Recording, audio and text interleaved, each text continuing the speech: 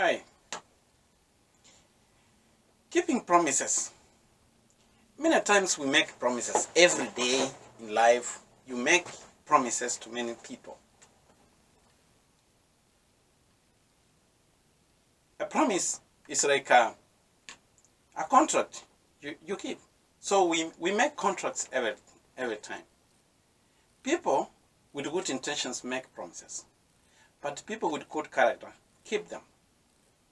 Are you that person who keeps a promise? You borrow someone money, you promise to pay back at a certain period of time. If you pay on time, that you keep a promise. Then you are a man of good character. How about if you break promises? You make promises, you don't keep them. Promises are a uniquely human way of ordering the future, making it predictable, and reliable to the extent that it is humanly possible. So we make promises like when you take a mortgage, you buy a home, you take a mortgage note. We call it a promissory note. A promise to pay. A promise that you've given me money and I will pay back. So in life, we make promises even to small children. Making them is easier, but keeping them is. Even the Bible says, in Ecclesiastes 5 verse 2 it says, don't make rash promises and don't be hasty in bringing matters before God.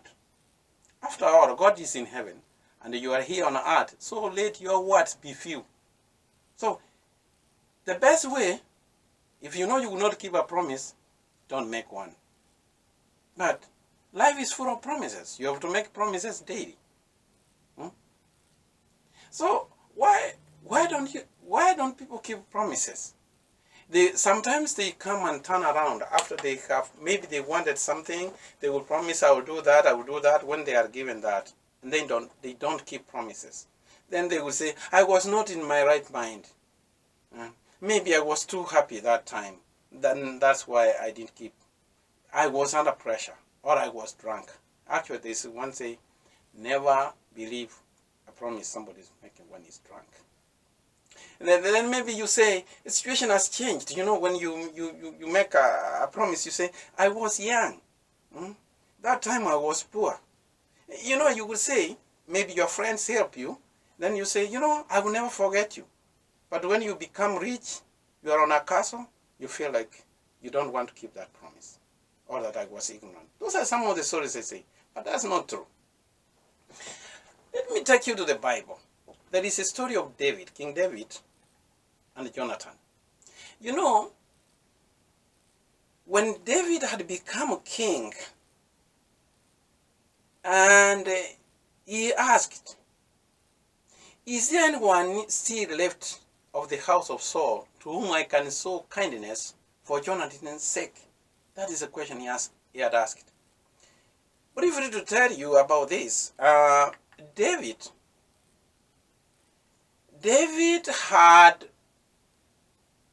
had problems with Saul. Saul wanted to kill him because when Saul realized that David is the one going to take his leadership, his crown. But his son, Jonathan, was a good friend of David. So he would tell David all the time what things David is, Saul is planning.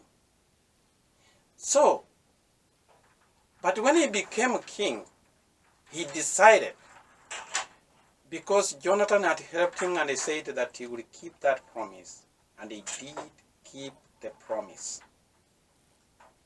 That he was asking this time, is there anybody from Jonathan's offspring that I can show that favor? So he was told that there is a son of Jonathan, but he's crippled. He says, go and bring him here. And his name is Mephibosheth. So when Mephibosheth, son of Jonathan, the son of Saul, came to David, he bowed down to pay him honor. David said, Mephibosheth, at your service, he replied. Don't be afraid, David said to him, For I will surely show you kindness for the sake of your father Jonathan. I will restore you all of the land that belonged to your grandfather Saul, and you will always eat at my table. This was a king giving a destitute, a man who was crippled. He gave him that assurance that you would sit at my table. Mephibosheth bowed down and said, "What is your servant, that you should notice a dead dog like me?" At times, many people, when they become prosperous, they forget their friends, where they have come from. They don't keep the promises they had given them. So who are you now? Do you ever keep your promises?